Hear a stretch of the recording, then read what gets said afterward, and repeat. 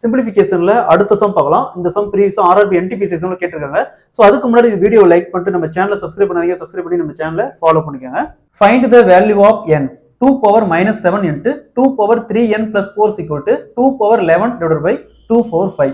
So அந்த n-க்கான value என்னன்னு கேட்டிருக்காங்க. சிம்பிளிஃபிகேஷன்ல இந்த மாடல் சம் கேட்டாங்களா? இங்க பாருங்க, அடிமானம் அதாவது பேஸ் வேல்யூ சேமா இருக்கு. பேஸ் வேல்யூ சேமா இருந்து இந்த மாதிரி பெருக்கல் வகுத்தல் இந்த மாதிரி இருந்துச்சுன்னா அதை அப்படியே விட்டுருங்க. நெக்ஸ்ட் இங்க என்ன இருக்குது? -7. சோ இந்த மாதிரி பெருக்கல் இருந்தா இதை அடுக்க கூட்டிக்கணும். பெருக்கல் இருந்தா பவர் வேல்யூவை கூட்டிக்கணும். அப்ப -7 இங்க என்ன இருக்குது? +3n +4 சீக்வல் டு இங்க 11. வகுத்தல் இருந்தா கழிச்சுக்கணும். வகுத்தல் இருந்தா மைனஸ் பண்ணிக்கணும். அப்ப இங்க -5. ஸோ நெக்ஸ்ட் 3n மட்டும் வச்சுட்டு மீதிலாம் என்ன போனாங்க? 3n சீக்வல் டு இந்த -7 இந்த பக்கம் வந்துச்சுன்னா +7 ஆகும். அதே மாதிரி இந்த 4 இந்த பக்கம் வந்துச்சுன்னா -4 ஆகும். அப்ப 11 -5 +7 -4. Next 3n sequel to 11 + 7 18. 18ல 9 போச்சுன்னா 9. ஸோ 9 3ஆல் கேன்சல் பண்ணா 3. அப்ப n is equal to 3. Option C is the correct answer. இதே மாதிரி இந்த சம் பாருங்க.